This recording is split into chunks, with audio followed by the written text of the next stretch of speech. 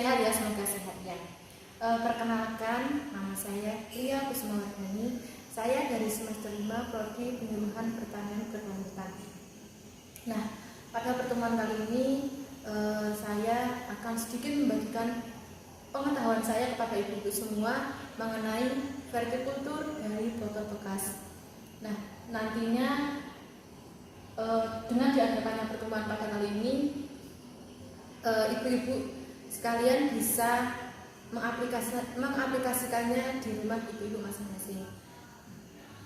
Sebelum memasuki ke materi, saya ingin bertanya kepada ibu-ibu sekalian, apakah ibu-ibu sudah tahu mengenai apa itu vertikultur? Ya, betul sekali. Vertikultur merupakan berasal dari bahasa Inggris yang ada dua ya ibu. Yang pertama yaitu dari verti dan yang kedua yaitu kultur. Nah, verti sendiri di sini memiliki arti yaitu bertingkat, dan untuk kultur sendiri memiliki arti budidaya. Sehingga vertikultur di sini mengandung arti suatu cara bercocok tanam yang dilakukan dengan mengisi wadah menggunakan media tanam yang nantinya disusun secara vertikal maupun horizontal sesuai keinginan masing-masing. Nah, apakah ibu-ibu di rumah sudah mengaplikasikan vertikultur dengan botol bekas? Oh, belum ya ibu-ibu. Padahal ini vertikultur ini cocok sekali untuk ibu-ibu yang memiliki lahan yang tidak terlalu luas atau dalam artian sempit. Karena vertikultur ini tidak memakan banyak tempat ibu-ibu.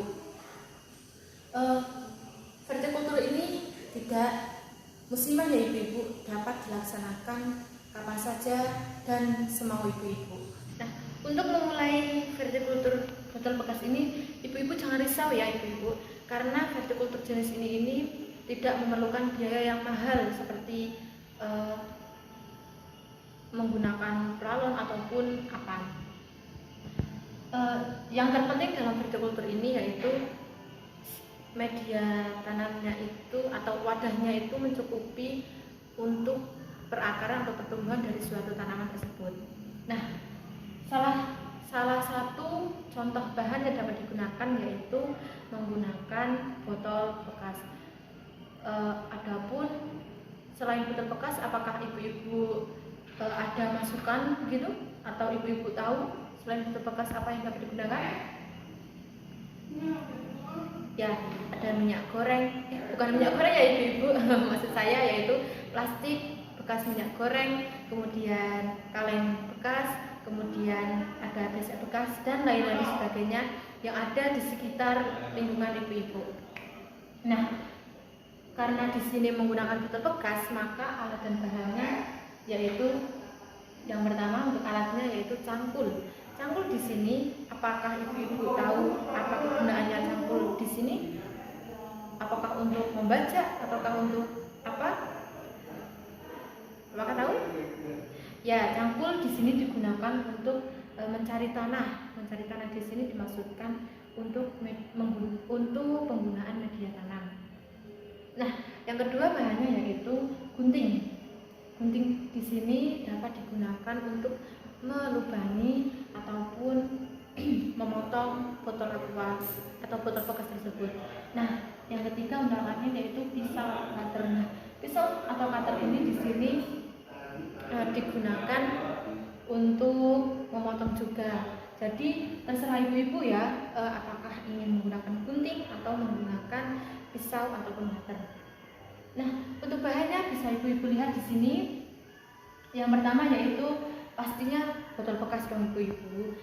Ya, botol bekas ukuran terserah ibu-ibu apakah mau 1,5 liter ataupun 2 liter terserah.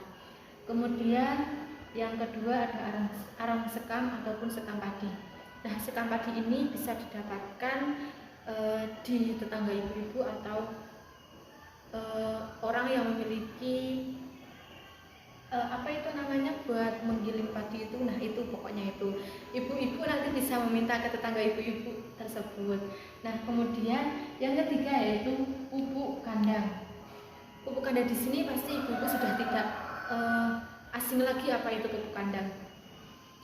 Pupuk kandang ini bisa didapatkan dari kotoran kambing maupun kotoran sapi ataupun kotoran ayam, terserah ibu-ibu ya.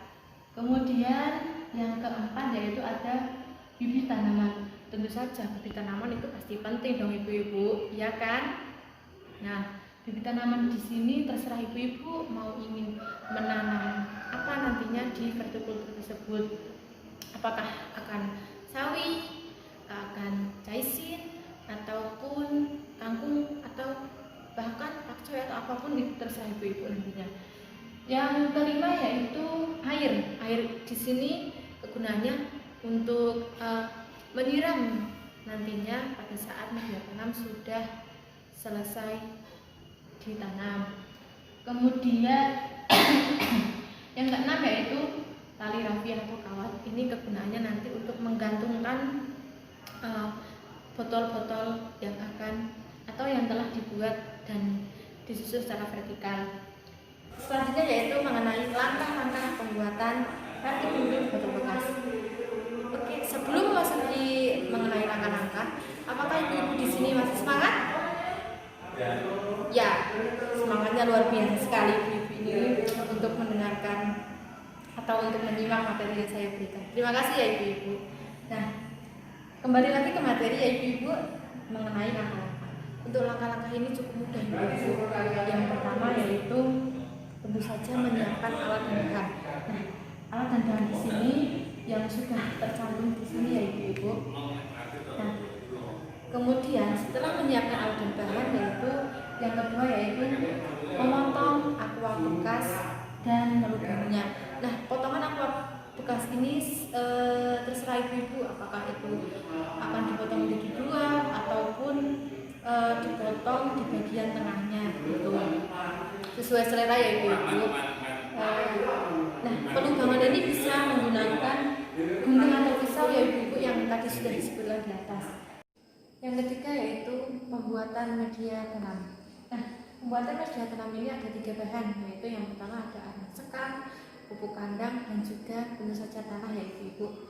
Nah, untuk perbandingan media tanam sendiri yaitu saya misalkan 2:1:1. 2 itu untuk tanahnya, 1 untuk pupuk kandang, dan 1 lagi untuk arang sekam. Dan media tanam ini dicampur hingga rata. Kemudian yang keempat yaitu pasangkan tali yang ibu-ibu punya, misal tali rafia ataupun kawat tali di bagian atas botol. Yang kelima yaitu masukkan media tanam. Masukkan media tanam ke dalam wadah botol aqua yang sudah kita lubangi dan sudah kita potong-potong. Yang keenam yaitu penanaman bibit tanaman yang ibu-ibu inginkan. Yang terakhir yaitu penyusunan secara vertikal menggunakan tali yang digantungkan di depan rumah ibu-ibu maupun di pekarangan ibu-ibu. Nah, untuk pemeliharaannya sendiri ibu-ibu bisa melakukan penyiraman selama 1 hari itu berapa kali ibu-ibu? Ya, betul sekali, 2 kali dalam sehari. Nah, untuk pemupukannya sendiri lakukan pemupukan 1 minggu setelah penanaman menggunakan NPK dengan dosis 10 gram kira-kira seperti itu. Lalu dikocorkan atau disiramkan ke tanaman. Disarankan ya ibu-ibu untuk penyiraman ini pada sore hari karena untuk mengurangi penguapan. Nah, yang terakhir yaitu mengenai manfaat. Apa sih manfaat vertikultur itu? Apakah ibu-ibu ada yang tahu? Oke, saya jelaskan ya ibu-ibu. Nah, manfaat vertikultur botol bekas ini yang pertama yaitu pemanfaatan sampah maksimal. Kenapa pemanfaatan sampah menjadi maksimal? Karena sampah-sampah yang ada di sekitar ibu-ibu itu berkurang. Misalnya botol bekas ini kan termasuk sampah yang anorganik, jadi dia bisa mengurangi pencemaran lingkungan juga. Kemudian mewujudkan keselarasan, kesejukan, dan juga keindahan rumah kita, atau kata lainnya yaitu mengestetikan rumah kita ya ibu-ibu. Yang ketiga yaitu mengurangi pengeluaran. Kenapa demikian? Karena sayuran atau tanaman yang ibu-ibu budidayakan di vertikultur botol bekas ini nantinya bisa digunakan atau bisa dimasak oleh ibu-ibu ketika dia sudah besar. Kemudian yang terakhir yaitu ketersediaan kebutuhan pangan. Mungkin itu saja yang dapat saya sampaikan. Apakah dari penjelasan saya ini ada pertanyaan yang ibu-ibu ingin sampaikan kepada saya? Baik, apabila tidak ada, kesimpulan dari pertemuan kita hari ini yaitu apabila botol bekas ini dimanfaatkan dengan baik dan benar, akan mengurangi pencemaran lingkungan yang ada di sekitar kita, dan vertikultur ini dapat menjadi solusi bagi ibu-ibu yang ingin membudidayakan suatu tanaman tetapi tidak memiliki lahan yang cukup luas. Mungkin itu saja. Apabila saya ada salah kata, mohon maaf. Wassalamualaikum warahmatullahi wabarakatuh.